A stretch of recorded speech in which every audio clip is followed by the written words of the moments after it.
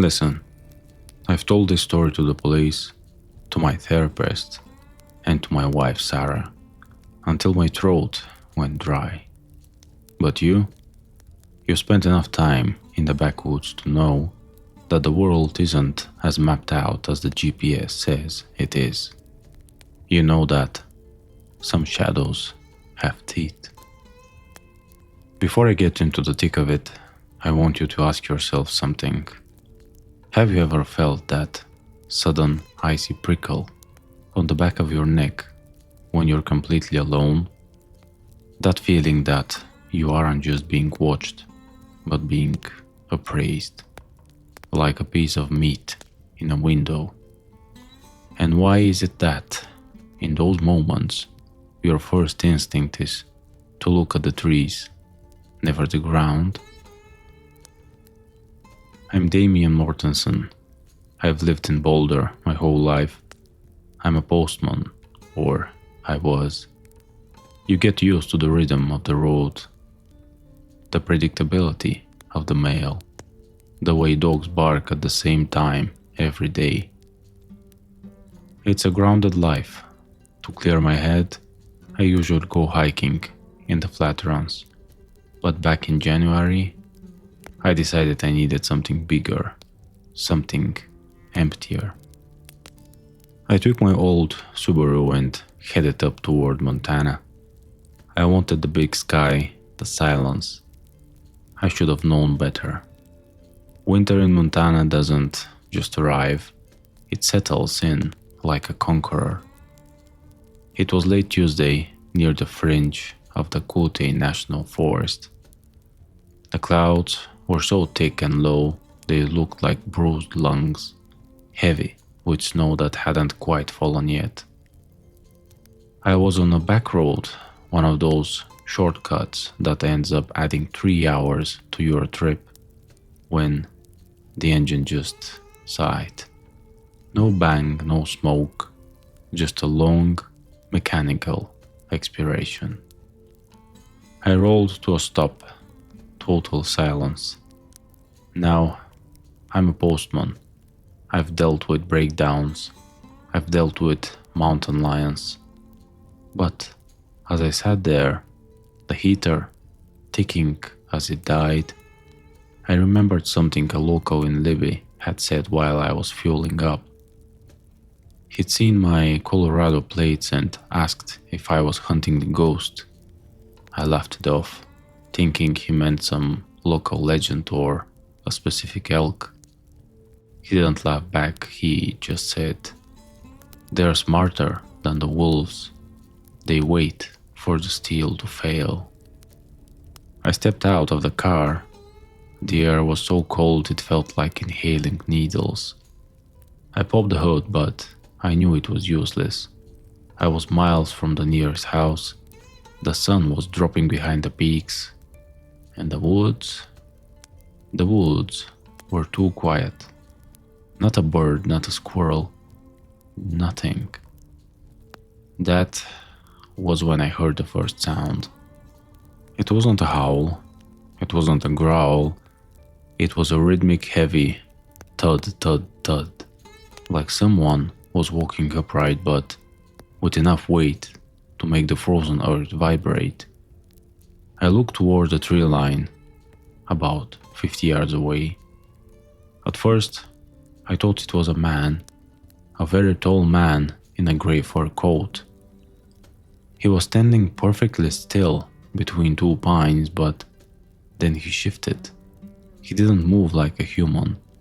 He tilted his head, a long, elongated snout catching the last of the grey light. And he didn't snarl.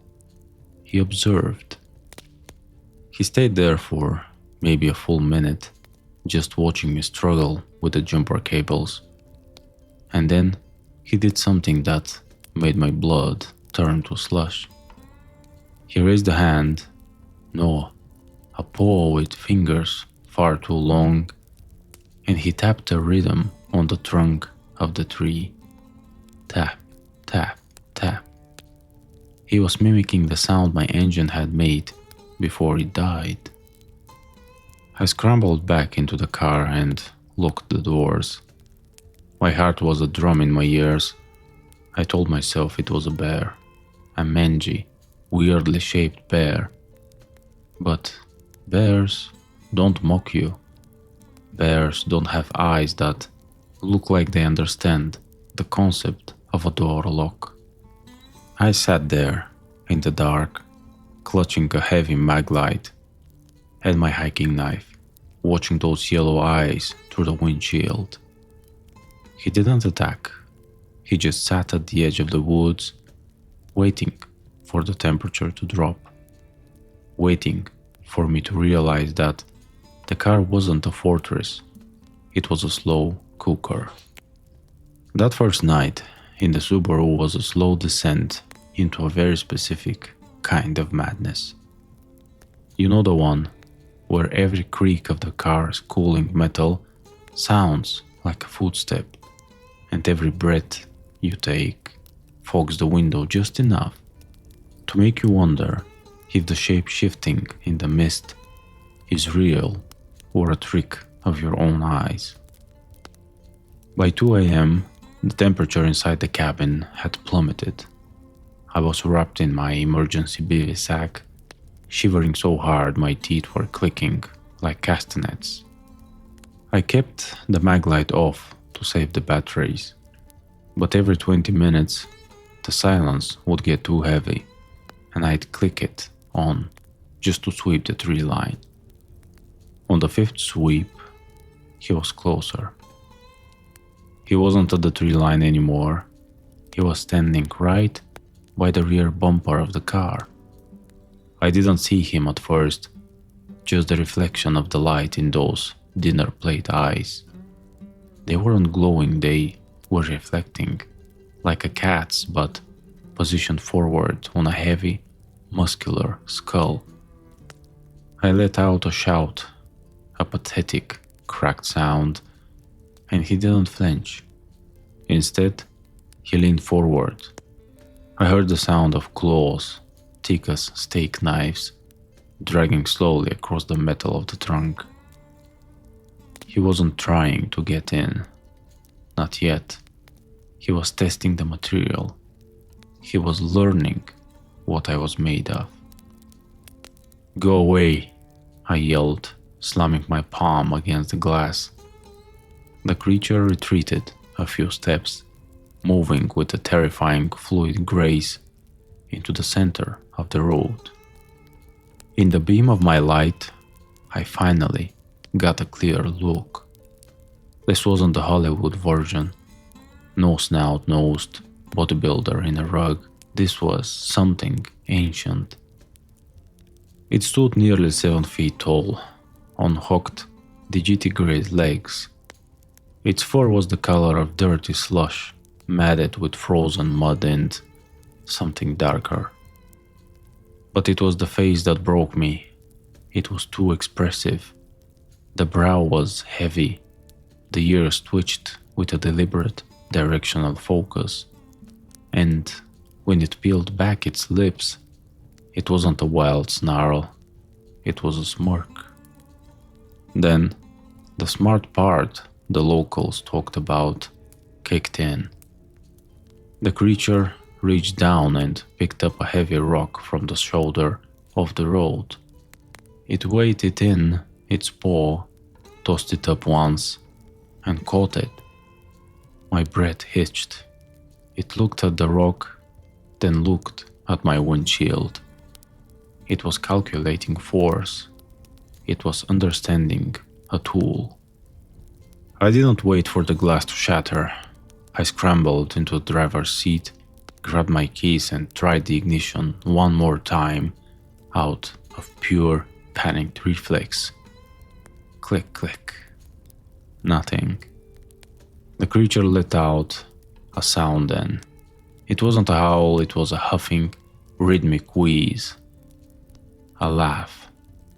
It dropped the rock, turned its back on me, and vanished into the darkness of the trees. I thought I was safe for the moment, until I heard a different sound from the woods on the other side of the road. A high-pitched whistle echoed, then another from behind me. He wasn't alone, he was the scout. I realized then that they weren't just hungry, they were playing a game. They knew I was a postman from Boulder, a city boy out of his depth, trapped in a steel box in a Montana winter.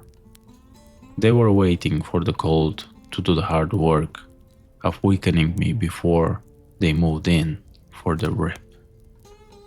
I spent the rest of the night staring at the roof of the car.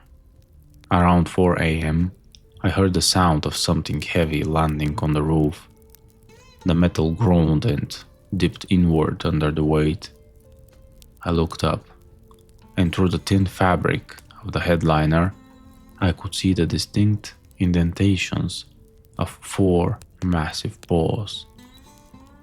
It stayed there, right above my head. I could hear its breathing, deep, wet, and steady. It stayed there until the sky turned that miserable, bruised gray of a winter dawn, just to let me know that I wasn't a prisoner of the woods. I was a guest in its larder. When the sun finally provided a sliver of light, the weight vanished. I looked out the window and saw a single, bloody paw print on the hood, pointing toward the mountains. A trail. I knew I couldn't stay in the car. Another night and I'd freeze to death.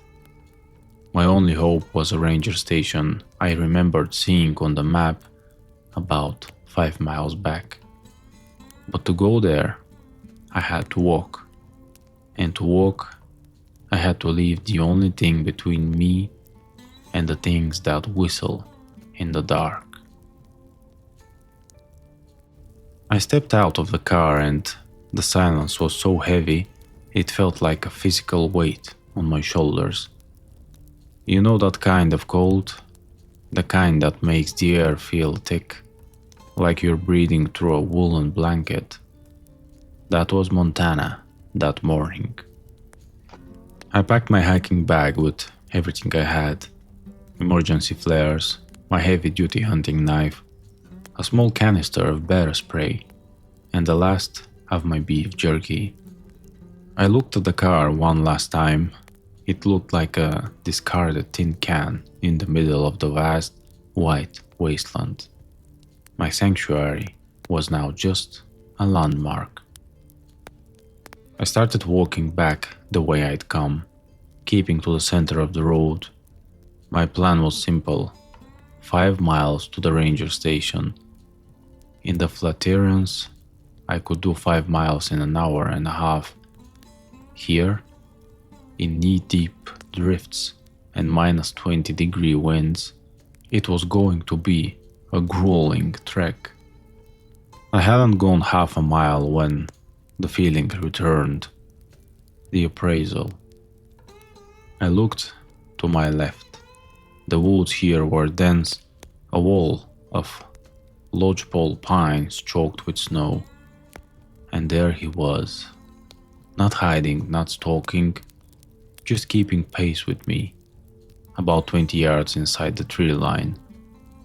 He moved through the deep snow with a terrifying lack of effort, his gray fur blending perfectly with the shadows. Every time I looked at him, he'd stop. He'd tilt that intelligent, elongated head and let out that low, huffing whistle. Then, from the right side of the road, a response came. There were 2 of them now. The second one was smaller, sleeker, with fur the color of charcoal. It didn't have the patient, mocking demeanor of the first. It looked hungry. It moved with a jittery, nervous energy, darting between the trees, snapping frozen branches as it went. "I see you," I screamed, my voice cracking. I pulled out a flare and held it tight. "Stay back." The big one The leader stepped out from behind the tree. He didn't snarl, he did something much worse. He stood up on his hind legs, reaching his full towering height, and used the front claw to point. Not at me. He pointed at a spot about 50 yards ahead on the road. I looked. There, lying across the asphalt, was a carcass. It was a buck, or what was left of one. It had been ripped open with surgical precision, the ribs splayed out like the hull of a broken ship. The blood was still steaming in the frigid air, staining the white snow a violent, pulsating red. It was a boundary marker. They weren't hunting me yet. They were hurting me. They wanted me to see what happened to things that moved too slow. I tried to go around, keeping my eyes on the charcoal one. It was low to the ground, its haunches quivering. As I passed the carcass, the smell hit me, copper and musk. I felt a surge of nausea, but I forced myself to keep moving. Then, the game changed. The leader let out a sharp, barking command. The charcoal one didn't hesitate. It lunged. It didn't come from the front, it circled behind me with a speed I couldn't track. I turned, swinging my heavy maglite, but the creature was a blur. A set of claws caught my shoulder, tearing through my heavy parka like it was tissue paper. I felt the heat of my own blood instantly cooling as it hit the air. I fell to my knees, shouting in pain, and sprayed the bear spray in a wide, frantic arc. The charcoal creature recoiled, sneezing and shaking its head, the orange mist coating its snout. It gave me a second, just one. I scrambled up, my heart hammering against my ribs, and fumbled for the flare. I struck it. The world exploded in a brilliant, hissing crimson light. The magnesium burned hot and angry.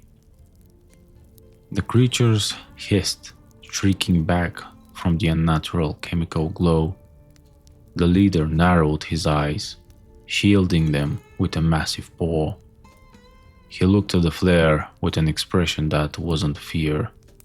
It was curiosity. He was learning that I had fire. I didn't wait to see if he'd try to take it from me. I ran. I ran until my lungs felt like they were filled with broken glass, the red flare sputtering in my hand, leaving a trail of sparks on the snow. I could hear them behind me. They weren't running, they were trotting. They knew I couldn't keep this pace. They knew the flare would eventually go out. And then, through the trees, I saw it. The silhouette of the ranger station. It was dark, no smoke coming from the chimney, but it was wood and stone. It had a door. But between me and that door was a frozen creek bed. And standing in the middle of that creek, waiting for me with his arms crossed over his massive chest, like a bouncer at the gates of hell, was the leader. He had cut me off. The leader stood on that frozen creek like a monument to natural selection. Behind me, I could hear the charcoal one, the beta, I guess, skirting the perimeter, cutting off my retreat. I was trapped between a shallow ravine and the two most intelligent predators I'd ever encountered. The red flare in my hand was dying, sputtering its last gasps of magnesium light. I had one more in my pocket, but I knew the trick wouldn't work twice. These things didn't just react, they analyzed. "What do you want?" I roared, my voice echoing off the silent pines. The leader tilted his head. He didn't growl. Instead, he made a sound that haunted my dreams for months after. He tried to mimic my voice. It was a wet, distorted gurgle that vaguely shaped the word "want." He stepped forward, his massive claws clicking on the ice. He wasn't rushing, he was savoring the moment. I realized then that they hadn't killed me yet because they were bored. In these desolate woods, a postman from Boulder was a rare piece of entertainment, a puzzle to be solved before it was eaten. I looked at the ranger station, barely 50 yards away. The windows were boarded up for the winter, but the door was a heavy slab of oak. If I could just break the distance. I reached into my bag and grabbed the last flare, but I didn't strike it. Not yet. I also grabbed a small pressurized canister of butane I used for my camping stove. It was a desperate, stupid plan, but it was all I had. "Hey," I yelled, throwing the beef jerky from my pocket toward the charcoal one. For a split second, the younger creature's primal instinct overrode its discipline. It lunged for the salt-heavy meat. In that moment of distraction, I didn't run for the door. I ran straight at the leader. He didn't expect it. He was prepared for me to bolt like a rabbit, not charge like a bull. As he reared up to swiping distance, I struck the second flare and jammed it directly into the nozzle of the butane canister, held out at arm's length. Whoosh! A 3-foot tongue of blue and orange flame roared out, singeing the fur of the leader's chest. The smell was horrendous, like burning hair and old meat. The creature let out a genuine, high-pitched scream of agony and rolled backward into the snow. I didn't stay to watch. I sprinted. My boots thudded against the porch of the ranger station. I threw my shoulder into the door. It was locked. Of course it was locked. I turned, seeing the charcoal one recovering, its eyes wide with fury. The leader was rising from the snow, his chest a blackened mess of charred skin. His expression no longer curious. It was pure, unadulterated hate. I smashed the butt of my maglite against the window next to the door. The glass shattered. I dove through, the jagged edges slicing my thighs, and landed on the hard linoleum floor inside. I scrambled up and shoved a heavy wooden desk in front of the window, just as a massive weight slammed into the side of the building. The entire cabin groaned. They were outside, circling, testing the walls. I found a heavy fire axe mounted on the wall. I grabbed it, my hands shaking so hard I almost dropped it. I waited in the dark, listening to the sound of claws, wood chipping the exterior siding. Then, silence. I stayed in that cabin for 3 days. I found a stash of canned beans and a hand-crank radio. I didn't see them again, but I heard them. Every night, exactly at midnight, the whistle would come from the woods. Tap, tap, tap on the walls. They were letting me know they were still there, waiting for me to run out of food, waiting for me to try and leave. On the fourth morning, a state snowplow driver saw my Subaru and followed my tracks.